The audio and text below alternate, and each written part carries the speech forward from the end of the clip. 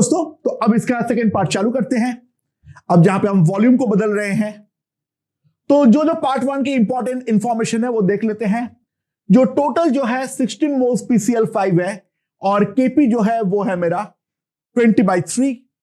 मैंने दोनों बार वो 16 मोल PCl5 डाला। एक बार डाला मैंने कंटेनर V पे, एक बार मैंने डाला कंटेनर V' पे। तो V पे डालने पर इक्विलिब्रियम प्रेशर बन रहा है मेरे पास 30 और यहां पर डालने पर बन रहा है हमारे पास 20। तो हमें V' का वैल्यू निकालना है। तो दो इसको इंडिपेंडेंट क्वेश्चन की तरह ट्रीट करता हूं दोस्तों। मान लो कंटेनर V में जब मैंने डाला तो T equals to 0, pressure was equals to P1। Pressure जो था वो मान लो है P1 और कंटेनर V' पे डालने पर एट T equals to 0 जो प्रेशर हमारा क्रिएट हुआ वो हुआ है मान लो P2। नाउ क्योंकि मोल्स और टेम्परेचर सेम है तो सिंपल सी बात है, मैं एक चीज तो लिख ही सकता हूं, P1 into V must be equals to P2 into V'। So V' जो आएगा that will be P1/P2 into V। ये मेरे पास V' का वैल्यू आएगा। Right, now let's see. दोनों में अल्फा ऑब्वियसली अलग अलग होगा। जितना ज्यादा वॉल्यूम में डालूंगा अल्फा का वैल्यू डेफिनेटली बड़ी होने वाली है। अच्छा, तो PCl5 यानी बहुत बार कर लिए तो अब डायरेक्टली लिखूंगा। ओके, सुनो,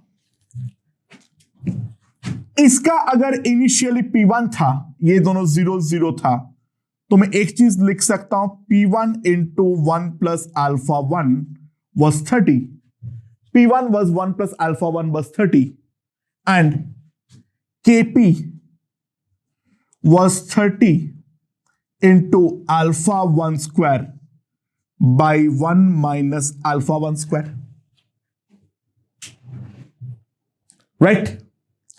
And similarly दूसरा जो है, इनिशियली अब मेरा अगर P2 है, P2 0 0, तो P2 into 1 plus alpha 2 was 20 और Kp will be 20 into alpha 2 square by 1 minus alpha 2 square। ये दोनों हमारे पास होने वाला है, ये दोनों हमारे पास इक्वेशन है। राइट, सिंपल सी बात है। नाउ ये वाले का तो सॉल्यूशन हम जानते हैं, ये वाले का सॉल्यूशन तो हम जानते हैं। तो इसका जो हमारा अल्फा 1 आया था वो अल्फा 1 कितना आया था हमारे पास, हमने पिछले क्वेश्चन में सॉल्व किए थे, वहां पर एक बार वापस देख लो कितना आया था मेरे पास। सॉल्व करके मेरे ख्याल से आया था लगभग 0.4 समथिंग। राइट, लगभग 0.4 करीबन आया था मेरे पास। ठीक है, इनफैक्ट √2 करीबन कुछ आया था, 0.42।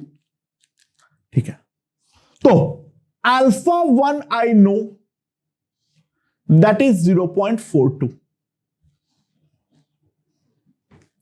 अब इस वाले इक्वेशन से एक बार अल्फा 2 को निकालने का ट्राई करके देख लेते हैं।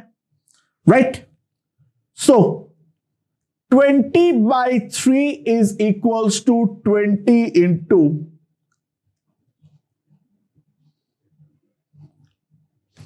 alpha 2 square by 1 minus alpha 2 square।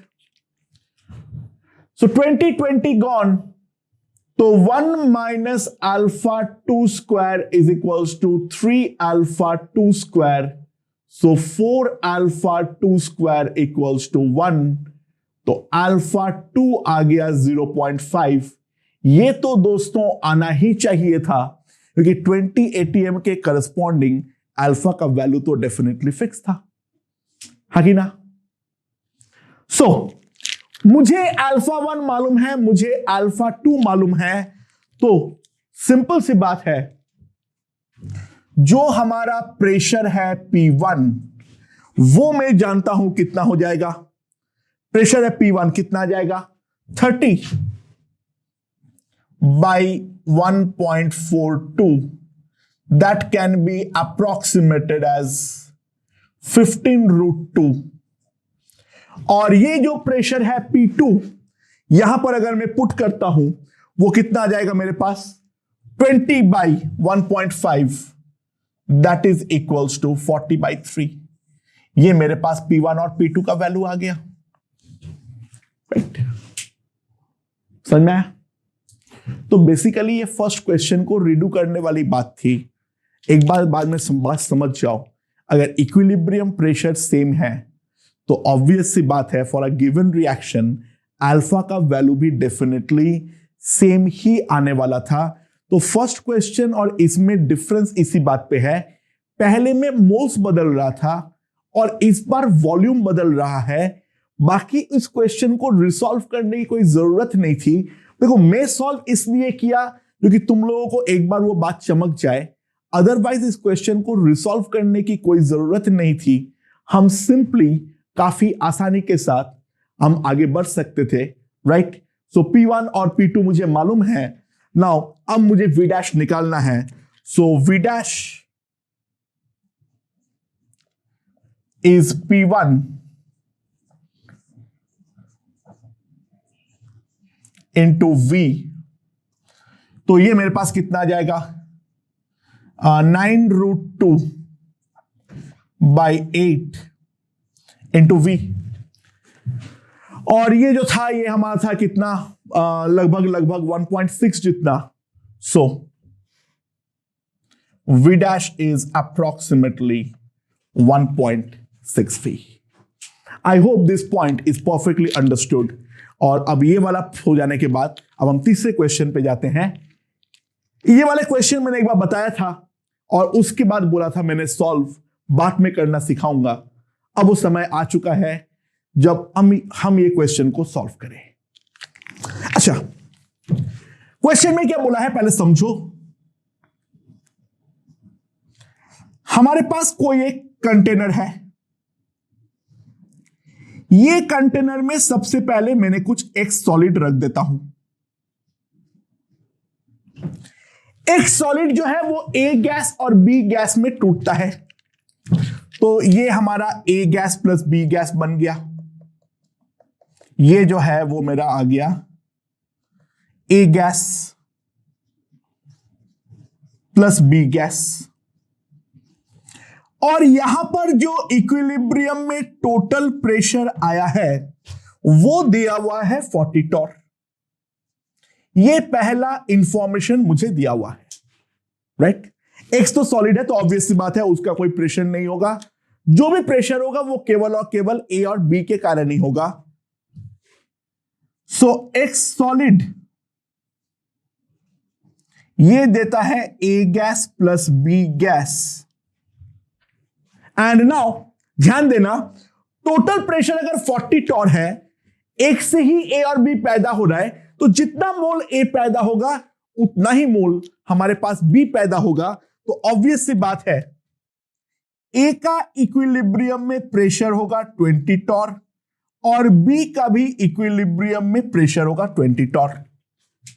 तो इसका जो केपी का वैल्यू होगा, इसको मैं KP1 बोल देता हूं, that will be PA into PB, that will be equals to 400 torr square। And now जो दूसरा वाला इंफॉर्मेशन दिया हुआ है, जब मैं कंटेनर के अंदर केवल और केवल Y सॉलिड रखा,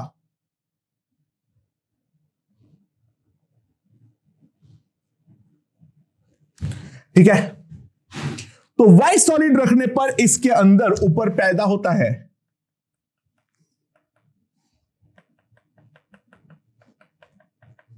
B gas plus C gas, और इसका जो इक्विलिब्रियम में प्रेशर है पी टोटल अगर मैं देखूं तो यहां का टोटल प्रेशर हमें दे रखा है 60 टॉर, राइट। तो वाई सॉलिड के बारे में अगर सोचा जाए, ये टूट रहा है एज बी गैस प्लस सी गैस, क्योंकि वाई सॉलिड से इक्वल अमाउंट ऑफ बी और सी हमारा पैदा हो रहा है, तो ऑब्वियस सी बात है दोनों का प्रेशर भी हमारा डेफिनेटली इक्वल होगा, यानी बी गैस का प्रेशर होगा 30 टॉर और सी गैस का भी जो प्रेशर आएगा that will be 30 torr. So pressure जो होगा वो दोनों का ही 30 टॉर होगा। सो Kp2 का जो वैल्यू आएगा that will be equals to Pb into Pc, that is equals to 900 torr square. ये मेरे पास आ जाएगा, ये मेरे पास Kp1 और Kp2 का वैल्यू आ गया, राइट। सुनाओ, अब क्या बोला है, जो एक कंटेनर लो और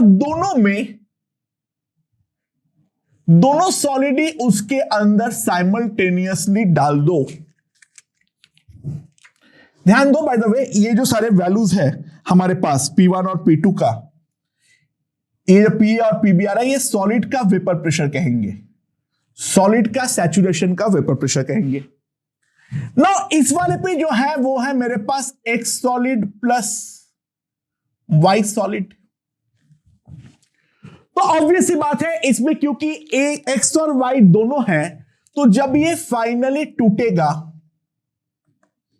तो ये वाले कंटेनर के अंदर A, B और C, ये तीनों गैस हमारा पैदा होने वाला है। तो ऑब्वियस सी बात है इन तीनों के चलते हमारा प्रेशर आएगा, यानी जो इक्विलिब्रियम प्रेशर होगा P equilibrium, that will be PA plus PB plus PC। समझ में आया? सुनाओ, एक सॉलिड देता है A gas plus B gas, and Y solid देता है B gas plus C gas. अच्छा दोस्तों ध्यान दो, B दोनों जगह से पैदा हो रहा है, तो मैं ये वाला रिएक्शन अगर कंसीडर करूं तो इस वाले रिएक्शन के रेस्पेक्ट में ये वाला B एक्सटर्नल सोर्स से ऐड हो रहा है, B एक प्रोडक्ट है, तो अकॉर्डिंग टू ला शातिलिया ये वाला इक्विलिब्रियम बैकवर्ड ड्राइव होगा, यानी पहले जितना टूट रहा था 2020 टॉर में, डेफिनेटली अब 2020 टॉर से तो कम ही टूटने वाला है। कितना टूटेगा मालूम नहीं है, मैं मान लेता हूं ये P1 जितना टूटता है और ये भी P1 जितना टूटता है, राइट। और सिमिलर लॉजिक पे ये वाला भी इस वाले इक्विलिब्रियम को बैकवर्ड शिफ्ट करेगा, तो 30-30 जितना नहीं टूट पाएगा। तो अब मान लो इसके ऊपर प्रेशर बनता है P2, बट B इसके कारण प्रेशर आ रहा है P1 और B का इसके कारण प्रेशर आ रहा है P2, तो B का जो नेट प्रेशर हो जाएगा दोस्तों, वो ध्यान दो हो जाएगा P1 plus P2। But Kp is Kp, यानी Kp1 जो होगा वो एक रिएक्शन हो रहा हो, दो रिएक्शन हो रहा हो, 220 रिएक्शन हो रहा हो, कोई फर्क नहीं पड़ता है। तो Kp1 will be simply Pa into Pb, that will be P1 into P1 plus P2, और Kp2 जो होगा that will be Pb into Pc, that is P2 into P1 plus P2, right. Okay, what is the best way to solve? कुछ लोगों को लगता है divide, मुझे नहीं लगता है, मुझे लगता है एडिशन। क्या है? दोनों को सिंपली ऐड कर दो, तो P1 प्लस P2 कॉमन लूंगा तो वापस P1 प्लस P2 आएगा, तो मेरे पास सीधा आ जाएगा। इन दोनों को जैसे ही ऐड करता हूं तो मेरे पास आ जाएगा P1 प्लस P2 का whole square, that will be KP1 plus KP2, right. And अगर मैं देखूं यहां पर तो P1 प्लस P2 का whole square is equals to 400 plus 900, that is equals to 1300, यानी P1 प्लस P2 मेरे पास आ जाएगा 10√13 टॉर।